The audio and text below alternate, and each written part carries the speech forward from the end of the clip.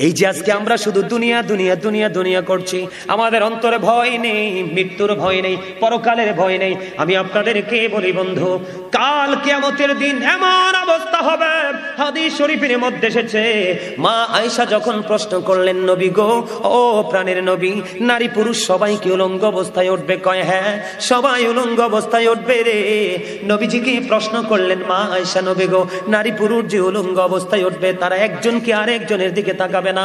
এবার মা আয়েশা প্রশ্ন করতে দেরি রে, আমার নবীজি একটা ডাক দিয়ে বললেন, আয়েশা, এত ভয়ঙ্কর হবে রে পরকালটা, এত ভয়ঙ্কর হবে রে, এত বিপজ্জনক হবে, একটা নারী আরেকজনের দিকে তাকাইবার মতো কোনো সুযোগ থাকবে না। আপনারা তো জানেন না, আপনারা মনে করেন কবরটা বাড়ির আঙ্গিনায় মাত্র 3.5 হাত মাটির ঘর। আল্লাহর হাবিব বলেছেন, আল কবরু রাওজাতুম মির রিয়াদিল জান্নাতি আও হুফরাতুম মিন হুফারিন নার। কবরটা জান্নাতের একটা বাগান হবে, জাহান্নামের একটা গর্ত হবে। আপনি যেমন কর্ম করবেন আপনার কবর তেমন হবে, আপনি যেমন কর্ম করবেন আপনার কবর তেমন হবে। মনে করবেন না এই কবরটা মুমিনের জন্য হবে দৈর্ঘ্যে প্রস্থে 70 গুণ চওড়া। আর যারা আল্লাহ রাসূলের বিধান মানেনি, তাদের কবরে যাওয়ার পরে গায়েব থেকে আওয়াজ আসবে, হাদিস শরীফের মধ্যে এসেছে, মাটি এমন ভাবে চাপ দিবে রে, ও বন্ধু, একটা হাড়ের মধ্যে আর একটা হাড় ঢুকে যাবে। অন্য হাদিসের মধ্যে এসেছে 99টা সাপ থাকবে বরাদ্দ, কন্টিনিউ ওই পাপি কি শুধু সবল মারতে থাকবে, পুরো শরীরটা বন্ধু বিষে একেবারে যন্ত্রণাদায়ক হয়ে যাবে।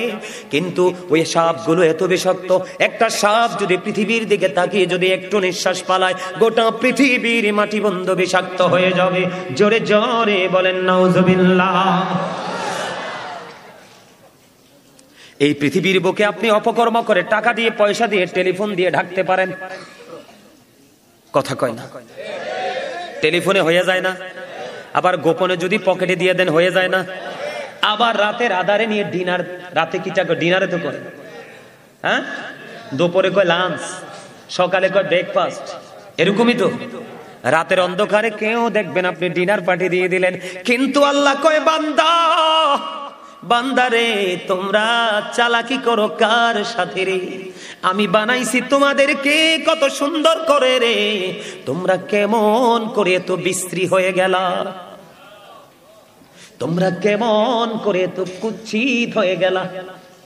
দলিল নিবেন আমার কাছ থেকে, কোরআন শরীফ আমার সামনে, সূরা ইনফিতর সূরার নাম 30 পারা। আল্লাহ বলতেছেন, ফি আইয়ি সূরাতিম মা শাআ রাক্কাবাক। আল্লাহ ক্রিয়েটেড দ্য মাইন্ড। আল্লাহ বলতেছে, আল্লাহর মন মতো করে আমাদেরকে গঠন করেছেন। আপনারা সবাই শুনেছেন অনেকবার, সূরা 3-এর মধ্যে আল্লাহ বলেছেন, আসমান জমিন চন্দ্র সূর্য সবকিছুর থেকে সুন্দর করে মানুষকে বানাইছে। লাকাদ খালাকনাল ইনসানা ফি আহসানি তাকওয়িম। শুনছেন না? এত সুন্দর মানুষ কি হয়ে গেল? নষ্ট হয়ে গেল, পথভ্রষ্ট হয়ে গেল, জাহান্নামের একবারে ধার প্রান্তে চলে আসলো। কেন? এই আমার দিকে তাকান, সাবধান হয়ে যান। কোরআন শরীফে সূরা ইউনূসের 44 নম্বর আয়াতে আল্লাহ রাব্বুল আলামিন স্ট্রেইট ফরওয়ার্ড ভাবে বলে দিয়েছেন, ইন্নাল্লাহা লা ইয়াজলিমুন নাসা শাইয়্যান ওয়ালাকিন্নান নাসা আনফুসাহুম ইয়াজলিমুন।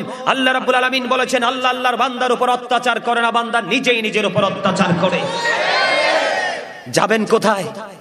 আল্লাহ বলেছেন, আল্লাহু লা ইউহিব্বুজ জালিমিন। যারা অত্যাচারী, আল্লাহ বলেছেন আল্লাহ তাদেরকে পছন্দ করেন না, ভালোবাসেন না। আল্লাহ বলেছেন, ওমানিজ জালিমিনা মিন আনসার। আল্লাহ রাব্বুল আলামিন বলেছেন,